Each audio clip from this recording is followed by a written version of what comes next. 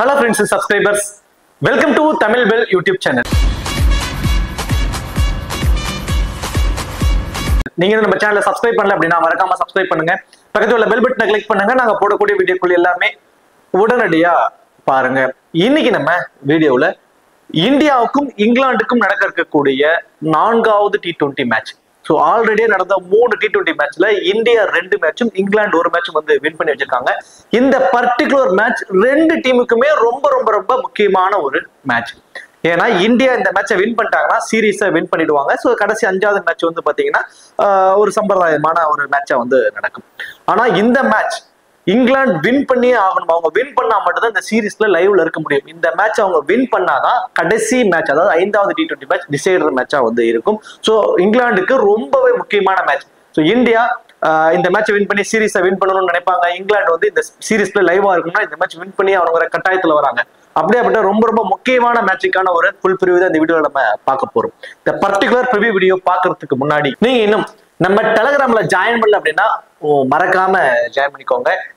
டிஸ்கிரிப்ஷன்ல லிங்க் இருக்கு. Last ½ an ஹவர்ல ஸ்மால் லீக்ஸ்க்கான டீமும் மெகா கான்டெஸ்டுக்கான டெமோ டீம்ஸும் அதில் கொடுத்துக்கிட்டு இருக்கோம். உங்களுக்கு ரொம்பவே யூஸ்ஃபுல்லா இருக்கும். ஸோ மறக்காம எல்லாரும் டெலகிராம்ல வந்து ஜாயின் பண்ணிக்கோங்க. டிஸ்கிரிப்ஷன்ல லிங்க் இருக்கு. அதே போல நீங்க இன்னும் XL11 ஆப், ஸோ இந்த XL11 ஆப்ல ஜாயின் பண்ணலைன்னா மறக்காம ஜாயின் பண்ணிக்கோங்க. டிஸ்கிரிப்ஷன்ல லிங்க் இருக்கு. இன்வைட் கோடு வந்து தமிழ் அண்ட் ஸ்மால் லீக்ஸ்க்கு ரொம்பவே பெஸ்டான ஒரு ஆப்னா இந்த ஆப்பை நான் சொல்லுவேன். மற்ற ஆப்ஸை கம்பேர் பண்றப்போ என்ட்ரி ஃபீஸ் இதுல ரொம்ப ரொம்ப ரொம்ப கம்மியா இருக்கும். ஸோ அது மட்டும் கிடையாது, இதுல 100% TDS அண்ட் GST சார்ஜஸ் அவங்க பிடிக்கிறது இல்லை. இன்ஸ்டன்ட் விட்ராவலும் அதில் அவைலபிளா இருக்கு. ஸோ மறக்காம எல்லாரும் XL11 ஆப்பை ட்ரை பண்ணி பாருங்க. டிஸ்கிரிப்ஷன்ல லிங்க் இருக்கு. இன்வைட் கோடு வந்து தமிழன். சரி, வாங்க வீடியோக்குள்ள போகலாம். மேட்சை பொறுத்த வரைக்கும் 31 ஜனவரி இரவு 7 மணிக்கு இந்த மேட்ச் நடக்குது. மேட்சை பொறுத்த வரைக்கும் மகாராஷ்டிரா கிரிக்கெட் அசோசியேஷன் ஸ்டேடியம் பூனேவில் தாங்க இந்த மேட்ச் வந்து நடக்குது. ஸோ இந்த மகாராஷ்டிரா கிரிக்கெட் அசோசியேஷன் ஸ்டேடியத்தை பொறுத்த வரைக்கும் இங்க பேட்டிங்க்கு ஃப்ரெண்ட்லியான ஒரு வெனு தான் இந்த வெனு. பேட்ஸ்மேன்ஸ் வந்து நல்லா என்ஜாய் பண்ணி இங்க பிளே பண்ணுவாங்க. பிளாக் சாயிலை கொண்ட ஒரு பிச்சு தான் இதுக்கு முன்னாடி நடந்த மேட்சஸ்ல கொடுத்துருக்காங்க. மேபி இந்த மேட்சும் வந்து இந்த பிளாக் சாயிலை கொண்ட ஒரு பிச்சை கொடுப்பதற்கு சான்ஸ் இருக்கும். பிளாக் சாயிலை பொறுத்த வரைக்கும் ரெட் சாயில் அப்படின்னா நல்ல பவுன்சஸும் இருக்கும், கொஞ்சம் பேட்டிங்க்கு ஃப்ரெண்ட்லியாகவும் இருக்கும். பிளாக் சாயிலை பொறுத்த வரைக்கும் கொஞ்சம் ஸ்லோ டவுனா இருக்கும். பிச்சு வந்து பாத்தீங்கன்னா பவுன்சஸ் பெருசா இருக்காது, கொஞ்சம் மீடியமான ஒரு பவுன்சஸ் தான் கொடுக்கும். ஸ்பின்னர்ஸ்க்கு கொஞ்சம் டர்ன் இருக்கும். அப்படிங்கிற மாதிரி தான் பிச் ரிப்போர்ட்ல சொல்லியிருக்காங்க. இந்த வெனுல பேட்ஸ்மேன் அண்ட் ஸ்பின்னர்ஸோட ரோல் வந்து ரொம்பவே இம்பார்ட்டன்ட் ரோலா வந்து இருக்கும் அப்படிங்கிற மாதிரி தான் பிச் ரிப்போர்ட்ல சொல்லியிருக்காங்க. வெனு ரெக்கார்டை பொறுத்த வரைக்கும் மொத்தம் 4 மேட்ச் இன்டர்நேஷனல் மேட்சஸ்ல நடந்திருக்கு. ஸோ அதுல பேட்டிங் ஃபர்ஸ்ட் பண்ண டீம் 2 மேட்சும், பேட்டிங் செகண்ட் பண்ண டீம் 2 மேட்சும் வந்து வின் பண்ணிருக்காங்க. So upper hand batting first பண்ற டீம் தான் அப்பர் ஹேண்ட், பேட்டிங் செகண்ட் பண்ற டீம் தான் அப்பர் ஹேண்ட் அப்படிங்கிற மாதிரிலாம் இல்லை. ஸோ ரெண்டுக்குமே ஈக்குவலான சப்போர்ட் தான் வந்து இங்க கொடுத்துருக்கு. ஆவரேஜான ஸ்கோர் 166 வந்து இருந்திருக்கு இந்த வெனுவை பொறுத்த வரைக்கும். மொத்தம் ஹெட்ல வந்து ஒரு 13 மேட்ச் பிளே பண்ணிருக்காங்க. அதுல இங்கிலாந்து 5 மேட்சும் இந்தியா வந்து 8 மேட்சும் வந்து வின் பண்ணிருக்காங்க. கொஞ்சம் அப்பர் ஹேண்டா இருக்கிறது இந்தியன் டீம் தான். ரீசெண்ட் ரெக்கார்ட் கடைசியா விளையாண்ட 5 T20 மேட்சஸ்ல இந்த வெனுவை பொறுத்த வரைக்கும் 166ங்கிறது ஒரு ஆவரேஜான ஸ்கோரா இருக்கு. டொமஸ்டிக் லெவல், இன்டர்நேஷனல் லெவல் எல்லாத்தையும் சேர்த்து மொத்தம் 61 விக்கெட்ஸ் வந்து இங்க போயிருக்கு. அதுல ஃபாஸ்ட் பவுலர்ஸ் 33 விக்கெட்டும் ஸ்பின்னர்ஸ் 28 விக்கெட்டும் எடுத்திருக்காங்க. நம்ம சொன்ன மாதிரி தான் ஃபாஸ்ட் பவுலர்ஸ்க்கு ஈக்குவலா ஸ்பின்னர்ஸும் இங்க சப்போர்ட் பண்ணிருக்கு. ஸோ ஒரு பிளாக் சாயில் பிச்சுங்கிறதுனால ஸ்பின்னர்ஸோட ரோல் வந்து ஒரு கீ ரோலா வந்து இருப்பதற்கு பாசிபிலிட்டிஸ் ரொம்ப ரொம்ப அதிகம் இந்த பர்டிகுலர் மேட்சை பொறுத்த வரைக்கும். 2 டீமோட ஒரு பாசிபிளான பிளேயிங் லெவல்.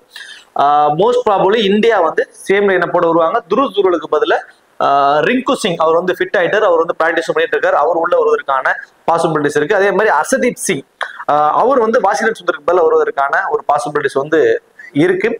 அதுல இப்போ ஒரு எக்ஸ்ட்ரா ஒரு லெஃப்ட் ஹேண்டர் ஆட் பண்றதுனால, ஜேக்கப் பெத்தல் ஒரு இங்கிலாந்து டீம்ல ஆட் பண்றதுனால, ஸோ ரவி பிஸ்டாய் இந்த சீரீஸ்ல புவர் ஃபார்ம்ல இருக்காரு. அந்த இடத்துல வாஷிங்டன் சுந்தரியை கூட வச்சு ஆடுவதற்கு கூட பாசிபிலிட்டிஸ் இருக்கும். ஸோ நம்ம பார்த்தோம் அப்படின்னா அபிஷேக் சர்மா அண்ட் சஞ்சு சாம்சன் 2 பேர் இன்னிங்ஸ் ஓபன் பண்ணுவாங்க. அதன் அடுத்ததான் சூரியகுமார் யாதவ், திலக் வர்மா, ஹர்திக் பாண்டியா, ரிங்கு சிங், இதன் அடுத்ததான் Axar Patel, Mohammed Shami, Ravi Bishnoi or Washington Sundar. I think எனக்கு தெரிஞ்சு மோஸ்ட் ப்ராபபிலி ரவி பிஸ்னாயே வச்சு கொண்டு போவாங்கன்னு தான் எனக்கு தோணுது. ஹர்ஷதீப் சிங் அண்ட் வருண் சக்கரவர்த்தி. ஸோ இது வந்து இந்தியாவோட ஒரு பாசிபிளான பிளேயிங் லெவன். தென் இங்கிலாந்து டீமை பொறுத்த வரைக்கும் Philip Salt and Ben Duckett 2 பேர் வந்து இன்னிங்ஸ் ஓபன் பண்ண போறாங்க. அடுத்ததான் Jos Buttler, Harry Brook, Jacob Bethell, Liam Livingstone, Jamie Overton, Brydon Carse, Jofra Archer, Adil Rashid and Mark Wood. இது வந்து இங்கிலாந்தோட ஒரு பாசிபிளான பிளேயிங் 11. So last match Jamie Smith வந்து இருந்தார், அவர் தான் விக்கெட் கீப்பரும் பண்ணாரு. ஸோ ஒரு சின்ன ஒரு காஃப் இன்ஜுரினால அவர் வெளியே போயிட்டாரு. அதனால வந்து பிலிப் சால்ட்டே திரும்பவும் லாஸ்ட் மேட்ச் வந்து விக்கெட் கீப்பர் பண்ணாரு. இந்த ஜெமி ஸ்மித்துக்கு ரீப்ளேஸ்மெண்டா ஜேக்கப் பெத்தல் உள்ள வருவதற்கான பாசிபிலிட்டிஸ் ரொம்ப ரொம்ப பாத்தீங்கன்னா அவருக்கு ஒரு காஃப் இன்ஜுரி அப்படிங்கிறதுனால அவர் வந்து வெளியே போயிட்டாரு. ஸோ இது வந்து இங்கிலாந்தோட ஒரு பாசிபிளான பிளேயிங் 11. சரி, ஓகே. இப்போ கிராண்ட் லீக்ஸ்க்கு நம்ம எந்த மாதிரி பிளேயர்ஸை சூஸ் பண்ணலாம்? இப்போ ஃபேண்டசி சைட்ஸ்ல எல்லாத்துலயுமே நியூ பாயிண்ட் சிஸ்டத்தை வேற ஆட் பண்ணிட்டாங்க. அந்த நியூ பாயிண்ட் சிஸ்டத்தை பொறுத்த வரைக்கும் யாரா இருக்கு ஆப்டா இருக்கும் அப்படிங்கிற மாதிரி பார்த்தோம் அப்படின்னா, இப்போ ஒரு எக்ஸாம்பிளுக்கு ஒரு பவுலர் ஒரு டாட் பால் போடுறாரு அப்படின்னா அதுக்கு ஒரு பாயிண்ட்ஸ் கொடுக்க ஆரம்பிச்சிட்டாங்க இப்போ. ஸோ ஒரு புதுசா வந்து பாயிண்ட்ஸ் ஆட் பண்ணிருக்காங்க. ஆஸ் யூஸ்வல் விக்கெட் எடுத்து அந்த 25 ஃபேண்டசி பாயிண்ட்ஸ்ங்கிறது இருக்கு. ஒரு கேட்சோ ஒரு எல்பிடபிள்யூ பண்ணலாம், அது 8 பாயிண்ட், அதெல்லாம் ஓகே. ஒரு டாட் பாலுக்கு எக்ஸ்ட்ரா ஒரு பாயிண்ட்ஸ் கொடுக்குறாங்க. ஸோ T20ஸ்ல எல்லாராலையும் டாட் பால் போட முடியுமா அப்படின்னா அது ஒரு மிகப்பெரிய ஒரு கொஸ்டின் மார்க். ஆனா என்னென்ன நடக்கும், ஒரு 24 பால் போடுறாங்க அப்படின்னு வச்சுக்கோமே, ஒரு 4 ஓவர் ஒருத்தர் பவுல் பண்ண போறாருன்னா ஒரு 35 ரன்ஸ் வரைக்கும் ஒரு விட்டு கொடுக்க சான்சஸ் இருக்கும். அதுல ஒரு 5 பால் டாட் பாலா போடுவதற்கு பாசிபிலிட்டிஸ் இருக்கு. அந்த 5 பாலுக்கு 5 பாயிண்ட்ஸ் கிடைக்கும். ஸோ ஒரு கேப்டனாவோ வைஸ் கேப்டனாவோ ஒரு கேப்டனா போட்டு அது 10 பாயிண்ட்ஸா கன்வெர்ட் ஆகும். ஸோ இது வந்து பவுலர்ஸ்க்கு. அதுவே பேட்ஸ்மேனுக்கு எந்த மாதிரி ஆப்ஷன்ஸை கொண்டு வந்துட்டாங்கன்னா, இப்போ ஒரு பிலிப் சால்ட் வந்து ஒரு 4 பவுண்டரிஸ் அடிக்கிறாரு, ஒரு 6 அடிக்கிறாருன்னு வச்சுக்கோம். ஒரு 4 பவுண்டரிஸும் ஒரு 6ஸும் அடிக்கிறாரு அப்படிங்கிற மாதிரி வச்சுக்கிட்டோம் அப்படின்னா, ஒரு பவுண்டரி அடிச்சா இப்போ 4 பாயிண்ட் கொடுக்குறாங்க, ஒரு 6 அடிச்சா 6 பாயிண்ட் கொடுக்குறாங்க. முன்னும் ஒரு பவுண்டரி அடித்தா 1 பாயிண்ட்டும் ஒரு 6 அடிச்சா 2 பாயிண்ட்டும் கொடுத்துருந்தாங்க. இது அப்படியே இன்ட்டு 3. இப்போ எக்ஸாம்பிளுக்கு வெறும் வந்து ஒரு 20 ரன் தான் அடிக்கிறாருன்னு வச்சுக்கோமே, ஒரு 20 ரன் அடிக்கிறார் பிலிப் சால்ட். அதுக்கே வந்து பாத்தீங்கன்னா கிட்டத்தட்ட அந்த 20 ஃபேண்டசி பாயிண்ட்ஸ்ங்கிறது சாலிடா கிடைச்சிரும். அந்த 20 ரன் 10 பால்குள்ள அடிச்சிடறாரு, ஒரு 10 பால் ஒரு 12 பால்குள்ள அடிச்சிடறாருன்னா அந்த ஸ்ட்ரைக் ரேட்டுக்கும் சம் ஃபேண்டசி பாயிண்ட்ஸ் கொடுக்குறாங்க. இது ஒன்று. தென் ஸ்டார்டிங் பை 9 கிட்டத்தட்ட இதுவே 25 ஃபேண்டசி பாயிண்ட்ஸ் அவருக்கு கன்சிடர் ஆயிருது. ஒண்ணு, அந்த 20 ரன்ல ஒரு சிக்ஸரோ ஒரு 6 2 பவுண்டரி அடிச்சிடறாருன்னு வச்சுக்கோமே, கிட்டத்தட்ட அந்த 6 அடிச்சதுக்கு ஒரு 6 பாயிண்ட், 2 பவுண்டரிஸ் அடிச்சதுக்கு ஒரு 8 பாயிண்ட் அப்படிங்கிறப்போ 14 பாயிண்ட் அதுலயே அவருக்கு இன்னும் எக்ஸ்ட்ரா கிடைச்சிருது. அப்போ பியூர்லி இந்த பாயிண்ட் சிஸ்டம் பேட்ஸ்மேன்ஸ்களுக்கு ஃபேவரான ஒரு பாயிண்ட் சிஸ்டமா வந்து மாறிடுச்சு. ஸோ பேட்ஸ்மேன்ஸ் கொஞ்சம் இம்பார்ட்டன்ஸ் கொடுத்துக்கணும். அவங்க ஒரு வெறும் 20 ரன் அடிச்சு கொஞ்சம் பவுண்டரிஸ்ல ட்ரீட் பண்ணிட்டாங்க. ஒரு பவுண்டரிஸ்ல ட்ரீட் பண்ணக்கூடிய பிளேயர்ஸ்க்கு எல்லாருக்குமே இந்த பாயிண்ட் சிஸ்டம் பயங்கர ஆப்டா இருக்கும். ஸோ அதுக்கு தகுந்த மாதிரி நம்ம முடிஞ்ச வரைக்கும் உங்களுக்கு புரியுற மாதிரி நான் ப்ரிவியூஸ் கொடுக்குறேன். ஸோ அதுக்கப்புறம் இதை பத்தி டெப்தா ஒரு வீடியோவை உங்களுக்காக நான் மேக்கப் பண்றேன். இந்த பாயிண்ட் சிஸ்டத்துல பிளேயர்ஸை எப்படி பிக் பண்ணலாம் அப்படின்னு ஒரு கிராண்ட் லீக் டிப்ஸ் வீடியோவை புதுசாக உங்களுக்கு நான் ரெடி பண்ணி கொடுக்குறேன். சரி, ஓகே. இப்போ சிம்பிள் பிலிப் சால்ட் திரும்பவும் வந்து பாத்தீங்கன்னா விக்கெட் கீப்பர் அப்படின்னு பண்ண போறாரு. ஸோ அப்போ நம்ம ஆல்ரெடி சொன்ன மாதிரி தான் பேட்ஸ்மேன்களுக்கு ஃபேவரான ஒரு பாயிண்ட் சிஸ்டத்துல நம்ம வெறும் 20 ரன் அவர் அடிச்சுட்டாவே போதுமானது. ஆனா வெரி ஃபர்ஸ்ட் பால்ல மொதல் பாலோ அல்லது 2வது பாலோ ஒரு பவுண்டரி அடிக்கிறாரு, முடிஞ்சா அதே ஓவர்ல அவுட் ஆயிடுறாரு, இல்லைன்னா அடுத்த ஓவர்ல அவுட் ஆயிடுறாரு. இதுதான் இந்த நடந்த 3 மேட்ச்லயுமே பிலிப் சால்ட் இருந்து நம்ம பார்த்துட்டு இருக்கக்கூடிய ஒரு விஷயம். ஆனா நான் match on match Philip Salt இருந்து ஒரு பெர்ஃபார்மன்ஸ் வரும் சொல்லிக்கிட்டே இருக்கேன். அது எப்போங்கிறது தெளிவாகவும் சொல்றேன். அது எந்த மாதிரி சமயம் செகண்டா பேட் பண்ணும்போது திரும்பவும் அதே தான் எப்பவும் சொல்றதுதான். பேட்டிங் செகண்ட் பண்ண போறாங்கன்னா பிலிப் சால்ட் கிட்ட இருந்து மினிமம் 30 ரன்னும் மேக்சிமம் 50 ரன்ஸ் வரைக்கும் கூட நம்ம எதிர்பார்க்கலாம். ஒன்னா கிராண்ட் லீகோட ஒரு கேப்டன் வைஸ் கேப்டன் கண்டென்டரா கூட அவர் இருப்பாரு. பவுலிங் ஃபர்ஸ்ட் பண்ண போறாங்க இங்கிலாந்து, பேட்டிங் செகண்ட் பண்ண போறாங்க அப்படிங்கிற பட்சத்துல நீங்க பிலிப் சால்ட்டுக்கு ரொம்பவே இம்பார்ட்டன்ஸ் கொடுத்துக்கலாம். அது இல்லாம புது பாயிண்ட்ஸும் ஒரு அதிகமாகும். தென் விக்கெட் கீப்பர் மூலியமா அவர் பேட்டிங் பண்ணதுக்கு முன்னாடி 25 ஃபேண்டசி பாயிண்ட்ஸோட வந்துருவாரு. ஸோ பிலிப் சால்ட் ரொம்ப ரொம்ப ரொம்ப இம்பார்ட்டன்ட் பிக். பேட்டிங் செகண்ட் பண்ண போறாங்க அப்படின்னா, அதுவே பேட்டிங் ஃபர்ஸ்ட்னா பென் டெக்கெட் லாஸ்ட் மேட்சும் தெளிவா சொல்லியிருந்தோம். மேட்ச் அண்ட் மேட்ச் அவரை பத்தி பேட்டிங் ஃபர்ஸ்ட்னா அவருக்கு இம்பார்ட்டன்ஸ் கொடுத்துங்கன்னா லாஸ்ட் மேட்ச் கூட 50 அடிச்சிருந்தாரு. இந்த மேட்ச் அவர்கிட்ட இருந்து எந்த மாதிரி பெர்ஃபார்மன்ஸ் எதிர்பார்க்க போறோம்னா, பேட்டிங் ஃபர்ஸ்ட் அப்படின்னா மினிமம் 25ல இருந்து 30 ரன், அதுவே பேட்டிங் செகண்ட் அப்படின்னா 20ல இருந்து 25 ரன். ஸோ இதுதான் அவருக்கான ஒரு பேட்டிங்ல இருந்து ரன்ஸ் வருவதற்கான பாசிபிலிட்டிஸ் இருக்கும். பேட்டிங் ஃபர்ஸ்ட்டை விட பேட்டிங் செகண்ட்ல கொஞ்சம் நிறைய மேட்ச் அவுட் ஆயிருக்காரு. பேட்டிங் ஃபர்ஸ்ட்ங்கிறப்போ அவருக்கு ரொம்பவே நீங்க இம்பார்ட்டன்ஸ் வந்து கொடுத்துக்கலாம். ஜாஸ் பட்லர் இந்த சீரீஸ்ல சிங்கிள் ஹேண்டடா எல்லா மேட்சுமே கொண்டு போயிட்டு இருக்கக்கூடிய ஒரு பிளேயரா வந்து ஜாஸ் பட்லர் வந்து இருக்காரு. ஸோ அவர்கிட்ட இருக்கக்கூடிய மைனஸ் சொல்லி பாத்தீங்கன்னா, நிறைய மேட்ச் அவரே வந்து பாத்தீங்கன்னா கடைசி வரைக்கும் நிப்பாரு. அந்த மேட்சஸ்ல அவர்கிட்ட வந்து விக்கெட் கீப்பர் அப்படின்னு ஒன்று பண்ணிட்டு இருப்பாரு. இப்போ விக்கெட் கீப்பர் ஒரு அட்வான்டேஜ் இல்லாதது மைனஸ். ஆனா பேட்டிங்ல அவரு செம ஃபார்ம்ல இருக்காரு. கடைசி வரைக்கும் மேட்சை கொண்டு போற மாதிரியான ஒரு சிம்பிளைக்ல தான் அவர் வந்து ஆடிட்டு இருக்காரு. நல்ல ஃபார்ம்ல இருக்காரு. இந்தியன் பவுலர்ஸை வந்து நம்ம கொஞ்சம் சிங்கிள்ஸ் ரொட்டேட் பண்ணி ஆடணும் அப்படின்னா அவங்க வந்து தலைக்கு மேல ஏறிடுவாங்க, நம்ம வந்து பவுண்டரிஸ்ல ட்ரீட் பண்ணிடலாம் அப்படிங்கிற மனநிலையில் தான் அவரு கொஞ்சம் குயிக் ஃபயரா ரன்ஸை சேகரிச்சுக்கிட்டே இருக்காரு. குறிப்பா இங்கிலாந்து டீம் ஃபுல் அண்ட் ஃபுல்லா வருண் சக்கரவர்த்தி கிட்ட கஷ்டப்பட்டு இருக்கும்போது இவரு ஒரு பக்கம் அவரை வந்து அழகாவே ட்ரீட் பண்ணிட்டு இருக்காருன்னு சொல்லலாம் ஜாஸ் பட்லரை பொறுத்த வரைக்கும். ஸோ ஜாஸ் பட்லர் இந்த மேட்ச் வந்து பாத்தீங்கன்னா அந்த 20ல இருந்து 25 ரன்ஸ் வரைக்கும் அடிப்பதற்கான ஒரு பாசிபிலிட்டிஸ் தான். எனக்கு தெரிஞ்சு ஒரு 25 ரன் ஒரு பிளேயர் அடிச்சிடறாருனாவே 35 ஃபேண்டசி பாயிண்ட்ஸ் வந்துருது. ஸ்டார்டிங் பாயிண்ட் 4 பாயிண்ட் சேர்த்து ஒரு 40 பாயிண்ட்ஸ் வரைக்கும் வந்துருது. தென் பவுண்டரிஸ்ல ட்ரீட் பண்றப்ப இப்ப கிடைக்கக்கூடிய பாயிண்ட்ஸ் எல்லாமே சேர்த்து ஒரு 50 ஃபேண்டசி பாயிண்ட்ஸ் வரைக்கும் கூட அவங்க வந்துடுறாங்க.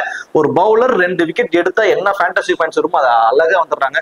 ஒரு 25 ரன்ஸ் ஒருத்தர் அடிப்பார்னு அவ்வளவு தோணுதுன்னா நீங்க பேட்ஸ்மேன்ஸ்ல வந்து நீங்க ப்ரிப்பேர் பண்றது ரொம்பவே இம்பார்ட்டன்டா வந்து இருக்கும்.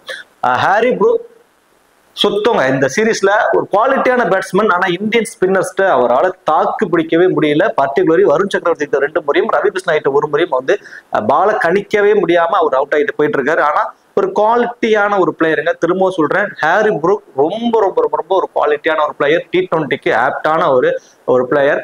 அவரோட பேட்டை நிறுத்தவே முடியாது, அந்த அளவுக்கு வந்து ரொட்டேட் பண்ணி ஆடிக்கிட்டே இருப்பாரு, தென் பவுண்டரிஸும் ட்ரீட் பண்ணிக்கிட்டே இருப்பாரு. ஆனா மைனஸ் பாத்தீங்கன்னா ஸ்பின்ல ஒரு week, totally week. Particularly Varun சக்கரவர்த்தி பால அவர் மட்டும் இல்ல, இங்கிலாந்து பிளேயர்ஸ் எல்லாருமே வந்து அவரோட பால கஷ்டப்படுறாங்க, ஆடுறதுக்கு ரொம்ப கஷ்டப்படுறாங்க. ஐ திங்க் எனக்கு தெரிஞ்சு பிலிப் சால்ட் செகண்டா பேட் பண்ணும்போது இம்பார்ட்டன்ட் கொடுத்துக்கோங்க, பென் டக்கட் ஃபர்ஸ்ட் பேட் பண்ணும்போது இம்பார்ட்டன்ட் கொடுங்க. ஜாஸ் பட்லரோட ஃபார்முக்காக நீங்க கன்சிடர் பண்ணலாம். நீங்க ஒரு 10 டீம் போறீங்கன்னா ஒரு 7 டீம் வரைக்கும் கூட கன்சிடர் பண்ணி பார்க்கலாம். நான் பர்சனலி 50-50 ஆப்ஷன்ஸ் தான் அவர் கொண்டு போவேன், ஏன்னா அட்வான்டேஜ் ஒன்று இல்லாத ஒரே காரணத்தினால. அந்த இடத்துல நான் ஹாரி ப்ரூக்கை திரும்பவும் நான் பர்சனலி ட்ரை பண்ணி பார்க்க போறேன். ஏன்னா கிராண்ட் லீக்ஸ்ல யாருமே ட்ரை பண்ணாத ஒரு பிளேயர்ஸ், லோ பர்சன்டேஜ் கூடிய பிளேயர்ஸ் திடீர்னு ஒரு பெரிய ரன் அடிச்சிட்டாங்கன்னா அவங்க தான் வந்து ஒரு கேம் சேஞ்சரா இருப்பாங்க. அப்படிங்கிறதுனால நான் ஹாரி ப்ரூக்கு என்னோட கிராண்ட் லீக்ஸ்ல ட்ரை பண்ணுவேன். டோட்டலி ஃபார்ம் அவுட் ஸ்பின்னர்ஸ்டர் ரொம்பவே கஷ்டப்படுறாரு ஹாரி ப்ரூக்கை பொறுத்த வரைக்கும். ஜேக்கப் பேத்தல் பவுலிங் ஆப்ஷன்ஸ் சொல்லி பாத்தீங்கன்னா இப்ப லியாம் லிவிங்ஸ்டனுக்கு தான் 1 or 2 overs, 1 over 2 over வரைக்கும் கொடுத்து பாக்குறாங்க. ஜேக்கப் பேத்தலுக்கு பெருசா ஓவர் கொடுக்க வாய்ப்புகள் ரொம்ப கம்மி. அஸ் அ பிளேயரா பேட்ஸ்மேனா வர்ற பட்சத்துல அவர் வரக்கூடிய டவுன்ல இருந்து நம்ம 15ல இருந்து 20 ரன்ஸ் வரைக்கும் தான் எதிர்பார்க்க முடியும். ஏன்னா இவர் வரக்கூடிய டவுன்ல குவாலிட்டி ஸ்பின்னர்ஸான வருண் சக்கரவர்த்தி, ரவி பிஷ்னாய், அக்சர் பட்டேல் இந்த மாதிரியான குவாலிட்டி ஸ்பின்னர்ஸ் வேற போல் பண்ண போறாங்க. ஸோ ஜேக்கப் பேத்தல் ஸ்பின்னர்ஸ்டும் ரொம்பவே கஷ்டம், ஃபாஸ்ட் பவுலர்ஸும் ரொம்ப சூப்பராக ஆடிடுவார், ரொம்ப ரொம்ப டீசென்டான பிளேயர் ஃபாஸ்ட் பவுலர்ஸ்க்கு. ஆனால் ஸ்பின்னர்ஸ்க்கு ரொம்பவே வீக். அவர் வரக்கூடிய சமயத்துல ஸ்பின்னர்ஸ் தான் வந்து நிற்பாங்க அவருக்கு அகேன்ஸ்டா.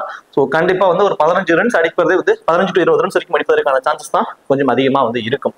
லியாம் லிவிங்ஸ்டன் பவுலிங் ஆப்ஷன்ஸ்ல ஜெமி ஓவர்டன் அவரோட 4 ஓவரை பவுல் பண்ணிடுறாரு, பிரைடன் காஸ் அவரோட 4 over, Jofra Archer 4 over, Adil Rashid அவரோட 4 ஓவர், மார்க் வுட் மட்டும் தான் மினிமம் 2 மேக்ஸிமம் 3 அந்த காம்பினேஷன்ல கொடுக்குறாங்க. ஸோ அந்த அவருக்கு இருக்கக்கூடிய மீதி ஓவர்ஸ்ல தான் லிவிங்ஸ்டனுக்கு 1 ஓவர் வந்து ட்ரை பண்ணி பார்ப்பாங்க. அந்த 1 ஓவர்ல அன்எக்ஸ்பெக்டடான ஒரு விக்கெட் அவர் பேட்டிங்ல வந்து அடிக்கக்கூடிய ஒரு 15 to 20 ரன் அவரை ஃபேண்டசி டீம்ல கொண்டு வந்துடும். ஸோ ஒரு மல்டிபிள் டீம்ஸ் போடுறீங்கன்னா, ஒரு 10 டீம் போறீங்கன்னா ஒரு 3 அல்லது 4 டீம்ல வந்து அவரை ட்ரை பண்ணுங்க. அதுவும் அந்த அன்எக்ஸ்பெக்டடான விக்கெட் தான் அவர் வந்து ஃபேண்டசி டீம்ல கொண்டு வரும்.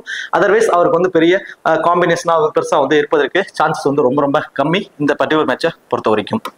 அதே மாதிரி Jamie Overton and Jofra Archer இந்த 2 பேருமே போத் இன்னிங்ஸ்லயுமே இம்பார்ட்டன்ட். பர்டிகுலர்லி ஃபர்ஸ்ட் போல் பண்ண போறாங்கன்னா ஜெமி ஓவர்டனுக்கு ஒன் ஆஃப் கிராண்ட் லீக்ல நீங்க ஒரு கேப்டன் ஒரு வைஸ் கேப்டனா கூட ட்ரை பண்ணுங்க. அதுக்கான ஆப்ஷன்ஸ் வைஸ் நான் சொல்றேன். ஸோ ஃபர்ஸ்ட் போல் பண்றப்போ டெத் ஓவர்ல போல் பண்றப்போ 2 விக்கெட் வரைக்கும் எடுப்பதற்கான ஒரு பாசிபிலிட்டிஸ் இருக்கு. ஸோ தென் பேட்டிங்ல இப்போ இந்தியா வந்து ஒரு 172 ஒரு 180 ரன்ஸ் வரைக்கும் அடிச்சிடறாங்கன்னு வச்சுக்கோங்க ஒரு எக்ஸாம்பிளுக்கு. அதை வந்து ஜெமி ஓவர்டன் வரைக்கும் பேட்டிங்ல வந்து தான் அவங்க வின் பண்றாலும் சரி இல்ல தோத்தாலும் சரி, ஜெமி ஓவர்டன் வரைக்கும் பேட்டிங்ல வருவதற்கான சான்ஸ் இருக்கும். அப்போ கடைசி சமயத்துல சேஸ் பண்றப்போ ஜெமி ஓவர்டன் பேட்டிங்ல இருந்து ஒரு 15 to 20 ரன்ஸ் வரைக்கும் வரும். ஸோ அப்போ ஒன் ஆஃப் கிராண்ட் லீக்கு ஃபர்ஸ்ட் பால் பண்ண போறாங்கன்னா ஜெமி ஓவர்டனுக்கு ஒரு கேப்டனாவோ ஒரு வைஸ் கேப்டனாவோ நீங்க ட்ரை பண்ணி பார்க்கலாம் உங்களோட மல்டிபிள் கிராண்ட் லீக்ஸ்ல. பிரைடன் காஸை பொறுத்த வரைக்கும் செகண்டா பவுல் பண்ற மேட்சஸ்ல அவரோட ஃபேண்டசி வேல்யூ ரொம்பவே இன்க்ரீஸ் ஆகிட்டு இருக்கு. ஸோ ஃபர்ஸ்ட் பவுல் பண்றதை கம்பேர் பண்றப்போ, ஸோ ஃபர்ஸ்ட் பவுல் பண்ண போறாருன்னா 1 விக்கெட் வரைக்கும் எடுப்பாரு, செகண்டா பவுல் பண்றப்போ 2 விக்கெட் வரைக்கும் எடுப்பதற்கான வாய்ப்பு. ஆதில் ரஷீத் தான் இப்போ T20 நம்பர் 1 பவுலரா வந்து இருக்காரு. ரொம்ப ரொம்ப எக்கனாமிக்கெல்லாம் பவுல் பண்றாரு. கொஞ்சம் கஷ்டப்படுறாங்க இவர்கிட்ட இருந்து கொஞ்சம் கஷ்டப்படுறாங்க. பொதுவாகவே இவர் வந்து எந்த கண்ட்ரிக்கு போனாலுமே அங்க பேட்ஸ்மேன்ஸ் இவரோட பால்ஸ்ல கொஞ்சம் கஷ்டப்படுவாங்க. விக்கெட் டேக்கிங் எபிலிட்டியும் அவருக்கு இருக்கு. மினிமம் 1 விக்கெட் வரைக்கும் எடுப்பதற்கான ஒரு வாய்ப்பு அவருக்கு ரொம்ப ரொம்ப அதிகம். அதே மாதிரி மார்க் வுட் எந்த மாதிரி சமயங்கள்ல நம்ம ட்ரை பண்ணி பார்க்கலாம் அப்படின்னா, செகண்டா வந்து பவுல் பண்றப்போ அவரோட ஃபேண்டசி வேல்யூ ரொம்பவே இன்க்ரீஸ்டு தான். யூஸ்ஃபுல்லாவே. ஆனா அவருக்கான ஓவர்ஸ் வந்து ரொம்ப கம்மி பண்ணிடுறாங்க. இப்போ 3 ஓவர் வரைக்கும் கொடுக்குறாங்க, 1 விக்கெட் வரைக்கும் எடுக்கிறாரு. அந்த 4வது ஓவர் ஒன்று கொடுக்குறப்ப அந்த ஸ்லாக் ஓவர்ஸ்ல இந்த 16 ஓவருக்கு அப்புறம் கொடுக்குறப்ப 2ங்கிறது 3 விக்கெட்டா கூட நிறைய முறை எடுத்திருக்காரு. பட் ஓவர்ஸ் அவர் கொஞ்சம் கம்மி பண்றது அவருக்கான பொட்டேஷன்ல வந்து கொஞ்சம் கம்மி பண்ணுது. ஸோ 1 விக்கெட் வரைக்கும் எடுப்பதற்கான ஒரு வாய்ப்பு தான் வந்து மார்க்குட்டுக்கு இருக்கு. அப்போ இந்த பர்டிகுலர் டீம்ஸை பொறுத்த வரைக்கும் ஜோஃப்ரா ஆர்ச்சர், ஜெமி ஓவர்டன் 2 பேருமே போத் இன்னிங்ஸ்க்குமே இம்பார்ட்டன்ஸ் கொடுத்துக்கோங்க. பிரைடன் காஸ் செகண்டா பவுல் பண்ணும்போது இம்பார்ட்டன்ட். என்னோட பாயிண்ட் ஆஃப் வியூல ஃபர்ஸ்ட் பவுல் பண்ணும்போது Jamie Overton, Jofra Archer, Adil Rashid வரைக்கும் கூட நீங்க ட்ரை பண்ணி பார்க்கலாம். இந்த 3 பிளேயருமே ஃபர்ஸ்ட் பவுல் பண்றப்ப நீங்க ட்ரை பண்ணி பார்க்கலாம். செகண்டா பவுல் பண்றப்போ Jamie Overton and Jofra Archer இந்த காம்பினேஷன், தென் பிரைடன் காஸ் 3வது ஆப்ஷனுக்கு நீங்க பிரைடன் காஸோட நீங்க ட்ரை பண்ணி பார்க்கறது ஒரு பெட்டர் ஆப்ஷனா வந்து இருக்கும். பேட்டிங் ஆப்ஷன்ஸை பொறுத்த வரைக்கும் பிலிப் சால்ட் செகண்டா பேட் பண்ணும்போது, பென் டக்கட் ஃபர்ஸ்ட் பேட் பண்ணும்போது, ஜாஸ் பட்லரோட ஃபார்முக்கு போத் இன்னிங்ஸுமே ட்ரை பண்ணி பார்ப்பாங்க. நான் பர்சனலி 50-50 ஆப்ஷன்ஸ் தான். அதே மாதிரி ஹாரி ப்ரூக்கு, ஜாஸ் பட்லருக்கு பதிலாக நான் ஹாரி ப்ரூக்கு நான் என்னோட பர்சனல் கிராண்ட் லிஸ்ட்ல நான் ட்ரை பண்ணி பார்த்துக்கோங்க. போத் இன்னிங்ஸ்லுமே ஜேக்கப் பெத்தல் 10ல இருந்து ஒரு 15 ரன்ஸ் வரைக்கும் அடிப்பதற்கான ஒரு பாசிபிலிட்டிஸ் தான். பட் கேட்ச் பிடிக்க வாய்ப்பு இருக்குங்க. இந்த ஸ்கொயர் பவுண்டரிஸ்ல ஃபீல் பண்றதால 1 or 2 கேச்சஸ் பிடிக்க சான்சஸ். லியாம் லிவிங்ஸ்டனுக்கு எந்த மாதிரி காம்பினேஷன் அப்படின்னா பேட்டிங் வந்து செகண்ட் பண்றப்போ அவருக்கு இம்பார்ட்டன்ஸ் கொடுத்து பாருங்க. ஏன்னா பேட்டிங் செகண்ட் பண்றதுக்குள்ளேயே வந்து ஒரு ஓவர் ஒரு அன்எக்ஸ்பெக்டான ஒரு விக்கெட் மேபி சான்சஸ். தென் ஃபீல்டிங் பொசிஷன் லாங் ஆஃப் அந்த ஸ்கொயர் பவுண்டரிஸ் 1 or 2 கேச்சஸ் பிடிக்கும் சான்சஸ். தென் பேட்டிங்ல செகண்டா வரப்போ அவர் வந்து கடைசி கட்டத்தில் ஒரு 15 to 20 ரன் வரைக்கும் குயிக்கா அடிச்சு ஒரு ரன்ஸ் சேகரிக்கும் மாதிரியான ஒரு ஆப்ஷன்ஸ்ல அவருக்கு இருக்கும். ஸோ சேஸ் பண்ணும்போது வேணா அவருக்கு ட்ரை பண்ணி பாருங்க. இந்தியன் டீம்ல 5 ப்ராப்பர் மெயின் பவுலர், தென் 6வது பவுலிங் ஆப்ஷனா ஹர்திக் பாண்டியா அப்படிங்கிற ஒரு ஆப்ஷன்ஸ் இருக்கிறதுனால அபிஷேக் சர்மா பவுல் பண்ணுவதற்கான பாசிபிலிட்டிஸ் இந்த மேட்ச் வந்து கொஞ்சம் கம்மி தான். நல்லா புரிஞ்சுக்கோங்க. அபிஷேக் சர்மா திடீர்னு ஒரு ஓவர் போட்டதுக்கு அப்புறம் நீ ஏன் சொன்ன போட மாட்டேன்னு சொன்னு கேட்கக்கூடாது. நல்லா ஆப்ஷன்ஸ் புரிஞ்சுக்கணும். 6 பவுலிங் ஆப்ஷன்ஸ் இருக்கு. இந்த மாதிரி காம்பினேஷன்ல வர்றப்போ அபிஷேக் சர்மா பவுல் பண்ண மாட்டாரு. இதுவே திரும்பவும் பழையபடி ஹர்ஷதீப் சிங் இல்ல அப்படிங்கிற ஒரு காம்பினேஷன்ல வச்சு ஒரு 5 ப்ராப்பர் மெயின் பவுலரோட தான் வராங்க அப்படிங்கிற மாதிரி ஒரு காம்பினேஷன் வருது, ஒரு எக்ஸ்ட்ரா இன்னொரு பேட்ஸ்மேன்ஸை கொண்டு வராங்க அப்படிங்கிற சமயத்துல 6th பவுலிங் ஆப்ஷனா அபிஷேக் சர்மா இருந்தா 1 or 2 ஓவர் பவுல் பண்ணுவார். ஆனா ஆல்ரெடி 6 பவுலிங் ஆப்ஷன்ஸ் இருக்கு. 7th bowling option Abhishek Sharma வச்சிருக்கிறப்ப ஒரு பவுல் பண்ணுவதற்கான சான்சஸ் இல்ல. இந்த காம்பினேஷனோட வந்தாங்கன்னா அபிஷேக் சர்மா பவுல் பண்றதுக்கான பாசிபிலிட்டிஸ் ரொம்ப ரொம்ப கம்மி, 99% வந்து கம்மி.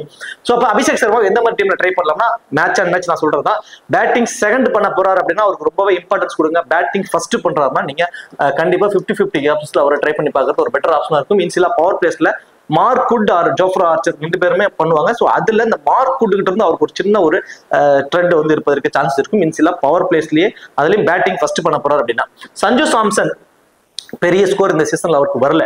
நம்ம மேட்ச் அண்ட் மேட்ச் சொல்றதா, பேட்டிங் ஃபர்ஸ்ட் பண்றப்போ அவரோட பொட்டன்ஷியல் ரொம்ப ரொம்ப அதிகம். பேட்டிங் ஃபர்ஸ்ட் பண்றப்போ நான் கிராண்ட் லீக்ல நீ ஒரு கேப்டனா வைஸ் கேப்டனா கூட நீங்க ட்ரை பண்ணி பார்க்கலாம். இந்த பர்டிகுலர் மேட்ச்லயும் பேட்டிங் ஃபர்ஸ்ட் பண்ண போறாருன்னா மினிமம் வந்து பாத்தீங்கன்னா ஒரு 35ல இருந்து ஒரு 50 ரன்ஸ் வரைக்கும் ஒரு அடிப்பதற்கான வாய்ப்பு இருக்கு, ரொம்ப ரொம்ப அதிகம்.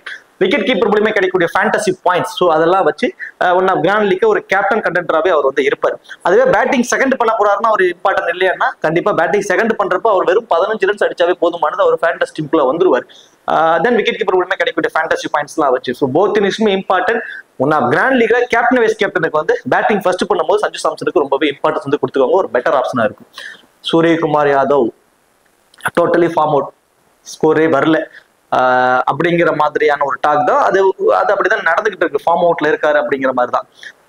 நான் பர்சனலி இந்த மேட்சுக்கு கண்டிப்பா ஒரே ஒரு டீம்லயாவது அவருக்கு கேப்டனா கொடுத்துருவேன். பேட்டிங் ஃபர்ஸ்ட் பண்றாங்க அப்படின்னா பேட்டிங் ஃபர்ஸ்ட் பண்ண போறப்போ சூரியகுமார் யாதவுக்கு நான் கண்டிப்பா என்னோட கிராண்ட் லீக்ஸ்க்கு ஒரு டீம்லயாவது கேப்டன் கொடுத்துருக்கோம். இந்த மேட்ச் அவருக்கான இந்த மேட்சா வந்து இருப்பதற்கு பாசிபிலிட்டிஸ் ரொம்ப ரொம்ப ரொம்ப அதிகம். ஸோ சூரியகுமார் யாதவ் என்னோட grand league captain. Batting first பண்றாங்க அப்படின்னா நான் கண்டிப்பா ஒரு டீம்லயாவது அவருக்கு captain and vice captain option try பண்ணி பார்ப்பேன். லாஸ்ட் மேட்ச் வந்து பாத்தீங்கன்னா அவரோட ஷாட் நல்லாவே ஆடினாரு, ஸோ ஒரு டாப் பெஞ்ச் மாதிரி ஆயிடுச்சு. பட் இந்த மேட்ச் அதெல்லாம் கன்சிடர் பண்ணுவாரு, கொஞ்சம் ஒர்க் பண்ணிருப்பாரு. இந்த மேட்ச் அவருக்கு வந்து ஒரு பெரிய ஸ்கோர் நம்ம கண்டிப்பா எதிர்பார்க்கலாம். பர்டிகுலரி பேட்டிங் ஃபர்ஸ்ட் பண்றாரு அப்படின்னா ரொம்ப ரொம்ப ரொம்ப இம்பார்ட்டன்ட். திலக் வர்மா இந்த சீசன் சவுத் ஆப்பிரிக்கால நடந்த அந்த சீரீஸ், இந்த சீரீஸ் 2 சீரீஸ்லயுமே திலக் வர்மாவோட பேரை வெளியே ஃபுல்லா பயங்கரமா காட்டிருச்சு. அந்த அளவுக்கு ஒரு ஹார்ட் ஒர்க்கும் போட்டிருக்காரு. ரொம்ப ஒரு குவாலிட்டியான ஷாட்ஸ் அவுட் இருக்கு, ரொம்ப ரொம்ப ரொம்ப இன்டென்ட்டா இருக்காருங்க. T20க்கு நான் இந்த மாதிரி ஃபார்மேட்ல தான் ஆட போறேன் அப்படிங்கறத ரொம்ப தெளிவா இருக்காரு. பால வெரி ஃபர்ஸ்ட் பால் வந்து ஒரு அக்ரெசிவ் இன்டென்ட்டோட கொண்டு போறாரு.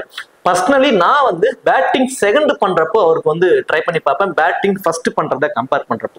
என்ன ரீசன் அப்படின்னா பேட்டிங் ஃபர்ஸ்ட் பண்றப்போ என்னோட பாயிண்ட் ஆஃப் வியூல சஞ்சு சாம்சன், சூரியகுமார் யாதவ் ரெண்டு பேருமே ஒரு நல்ல பர்ஃபார்மன்ஸ் பண்ணிடுவாங்க அப்படின்னு எனக்கு தோணுது. ஸோ அவங்க ரெண்டு பேருமே ஒரு 12-13 வரைக்கும் ஓவர் வரைக்கும் கொண்டு போயிட்டாங்கன்னா அந்த கடைசி 7 ஓவர்ல வந்து வெரி ஃபர்ஸ்ட் பால்ல இருந்து அக்ரெசிவ் இன்டென்ட் ஆடணும்.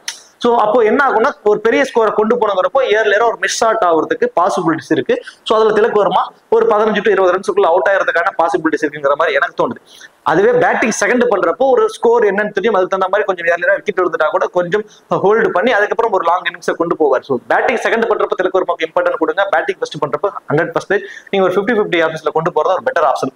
ஹர்திக் பாண்டியா இந்த மேட்ச் லாஸ்ட் மேட்ச் மாதிரி கண்டிப்பா இருக்காது. 6 பவுலிங் ஆப்ஷனோட போறாங்க அப்படின்னா ஹர்திக் பாண்டியாவுக்கு இந்த மேட்ச் வந்து 2 ஓவர் வரைக்கும் பவுல் பண்ணதான் வாய்ப்புகள் ரொம்ப ரொம்ப அதிகம். ஆனா அந்த 2 ஓவர்ல மினிமம் 2 மேக்ஸிமம் 3 இந்த அதுல வந்து அட்லீஸ்ட் ஒரு ஓவராது அந்த 19வது ஓவர் அல்லது 20வது ஓவர் அவர் தான் பவுல் பண்ணுவார்.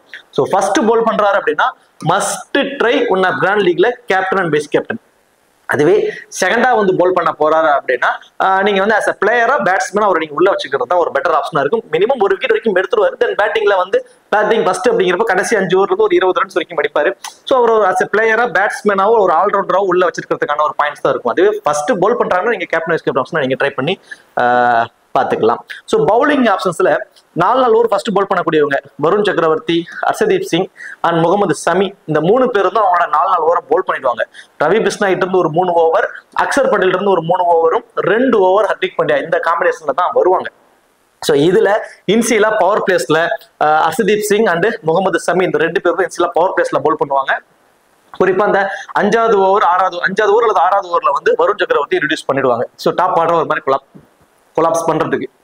இப்ப மிடில் ஓவர்ஸ்லயும் டெத் ஓவர்ஸ்லயும் யார் போல் பண்ணுவாங்கன்னா ஹர்ஷதீப் சிங்கும் ஹர்திக் பாண்டியா 2 பேரும் தான் வந்து இந்த டெத் ஓவர்ஸ்ல போல் பண்ணுவாங்க. அந்த 15 ஓவருக்கு அப்புறம் கடைசி 5 ஓவர்ல முகமது சமி, ஹர்ஷதீப் சிங் அண்ட் ஹர்திக் பாண்டியா இந்த 3 பேர்த்தோட காம்பினேஷன் தான் வந்து அங்க ஆப்டா இருக்கும். ஸோ அப்படிங்கிறப்போ ஃபர்ஸ்ட் போல் பண்றப்போ இந்த 3 பேருமே கூட உங்களோட டீம்ஸ்ல ரொம்பவே இம்பார்ட்டன்ட் பிக்ஸா வந்து இருப்பாங்க. 4வது as usual வருண் சக்கரவர்த்தி பயங்கர ஃபார்ம்ல இருக்காருங்க. அவர் பாலுக்கு ரொம்ப கஷ்டப்படுறாங்க. எப்படினாலும் மினிமம் 2 விக்கெட் வரைக்கும் அவர் மேட்ச் எடுத்துக்கிட்டு இருக்காரு. ஸோ அந்த ஒரு காம்பினேஷன். இப்போ இதுல நம்ம கிராண்ட் லீக்ஸ்க்கான ஆப்ஷன்ஸை எப்படி பிரிக்கலாம் பவுலர்ஸ்ல மட்டும் அப்படின்னா ஃபர்ஸ்ட் பவுல் பண்ண போறாங்க அப்படின்னா நீங்க ரொம்ப ரொம்ப இம்பார்ட்டன்ஸ் கொடுத்துக்கோங்க. ஹர்ஷதீப் சிங்குக்கும் வருண் சக்கரவர்த்தி தவிர்க்க முடியாத பிளேயர்ஸா வந்து அவங்க இருந்துடுறாங்க ஃபர்ஸ்ட் பவுல் பண்றப்போ. அதுவே செகண்டா பவுல் பண்றப்போ அப்படியே நீங்க ஆப்போசிட்டா மாத்திக்கங்க. ரவி பிஷ்னாய்க்கும் முகமது சமிக்கும் இந்த 2 பேருக்குமே ரொம்ப ரொம்ப ரொம்ப இம்பார்ட்டன்ஸ் வந்து கொடுத்துக்கோங்க உங்களுடைய கிராண்ட் லீக்ஸ்க்கு.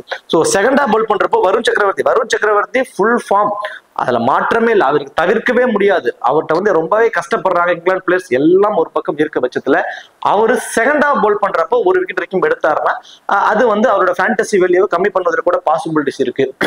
இப்படி ஒரு ஆப்ஷன் இருக்கு.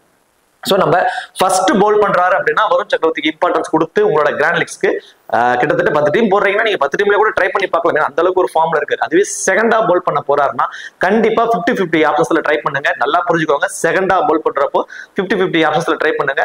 அவர் ஒரு விக்கெட் மட்டும் எடுத்துட்டாரு அப்படின்னா அதுக்கப்புறம் அவரோட ஃபேண்டசி வேல்யூ கம்மி ஆகுது கூட பாசிபிலிட்டிஸ் இருக்கு. ஸோ அதுக்கு மேல எடுக்கல அப்படிங்கிற பட்சத்துல. ஆனா ஃபர்ஸ்ட் பவுல் பண்ண போறாருன்னா 2 விக்கெட் வரைக்கும் அவர் எடுத்துக்கிட்டு இருக்காரு மேட்ச் ஆன் மேட்ச்.